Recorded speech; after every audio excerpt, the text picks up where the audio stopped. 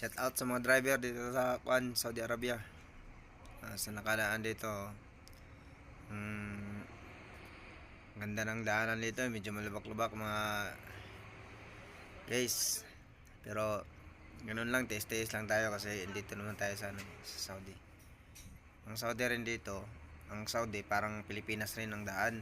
May masikip din na daan, may malawak. Pumunta ka sa main road, malaki-laki yung daan doon. Pero pag dito sa mga bukid-bukid, punta ka sa mga site, talagang ganito ang mga daan.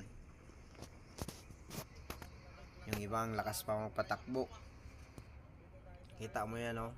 Kasalubong ko, ang liit lang tong daan, oh. Parang mag-aabot na kami. Okay lang, mahina ang takbo. Kaya pag mag-aksidente dito, guys, talagang lupong-lupo talaga yung sasakyan sa sobrang lakas ng takbo. Maraming nang ka-aksidente dito, lalo na pag tag-ulan. So kita niyo yung daan, medyo malubak-lubak din siya, medyo masikip, pero maganda naman yung view. Sa nakadaan dito sa marami namang mga Pilipino dito na mga driver dito sa Saudi. Kita niyo to. Dito sa dito to sa Roma. Shout out sa inyo mga kabady dito. Tulad ko na driver dito sa Saudi Arabia. Shout out sa inyo lahat. Ingat po tayo lahat magmamaniho dito sa ibang bansa kasi marami pa tayong pinapangarap sa ating pamilya.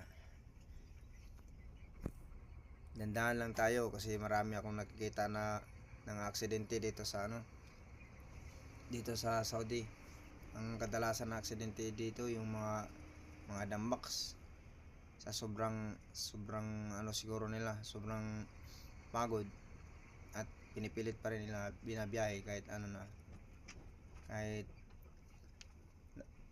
pa luray-luray na yung sasakyan, parang may-ari na ng daan, pinipilit pa rin nila, kaya siguro na aksidente na yung iba. Marami akong nakikita dito mga dumbbacks, yung iba mawawala talaga yung ulo ng truck.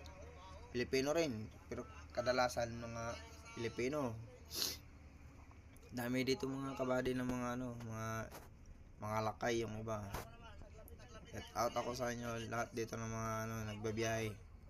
Kasi kadalasan dito dumadaan mga dumbbacks dito yung mga dumbbacks ang lalakas magpatakbo, mga baday. Grabe. Pag makapatakbo parang may-ari ng daan. Kaya paminsan-minsan nang-aaksidente yung mga yan. Tapos pag ma-aksidente pa naman, walis talaga yung ulo. Grabe. Kaya ingat-ingat lang yung biyahe natin dito. Buhay-buhay lang, bigas-bigas lang. Mga ganun lang. Huwag yung pabilisan ng takbo kasi mahirap yung mga ganyan pabilisan ng takbo. Kawawa yung natin, pamilya. So, pag dito tayo sa ibang bansa, ako mag 7 years na rin ako dito eh. So, may share na rin ako about sa safety. Lang tayo dito, kalma lang palagi. Hindi yung umiinit yung ulo pag may mga problema ganun. Yung steady lang palagi. Chill lang, wag natin paapektuhin yung trabaho natin, di ba? Kita nyo yung mga ganyan, no? Pag nakatulog ka nun, dasmag ka. Ang liit lang ng daan eh. So, kailangan dito safety first lang palagi mga bane. Hindi dadalhin yung init ng ulo sa daan. Di ba? Palaging safety lang tayo. Kita niyo yung mga daan dito, kailangan safety to palagi kasi maliit lang yung daanan natin. Kaya kung malakas yung takbo natin dito tapos medyo nakatulog tayo, wala tayo.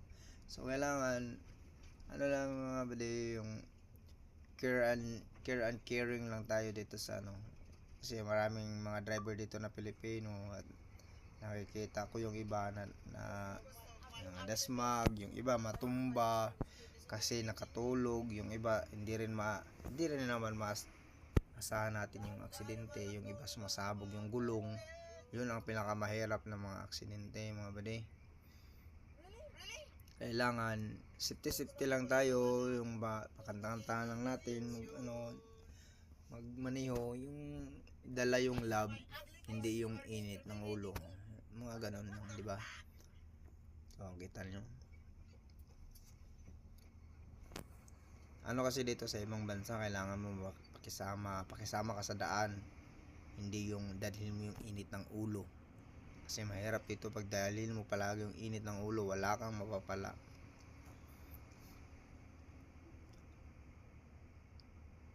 Kita mo yan, ang lalaki ng mga dumbbocks yan, no? Kakarga yan ng 50 tulinada ata yan. Oh, ang bigat niyan. Pag ikaw makatulog ng yan, ikaw driver makatulog dyan, iwan ko lang anong status mo. Parang di ka mahitsura dyan. Sa sobrang mga aksidente mo yan, mga ganyan ang bigat, di ba? Always safety lang tayo. Sa nakadaan nito, pwede kayo bibili dito, may bakala dito. Ito yung bilihan ko eh. Ako hindi na ako bibili, didiretso na ako. So, hindi ko napahabain mga baday. Paalala lang, maraming salamat sa lahat. Lagi tayong safety. Thank you for watching.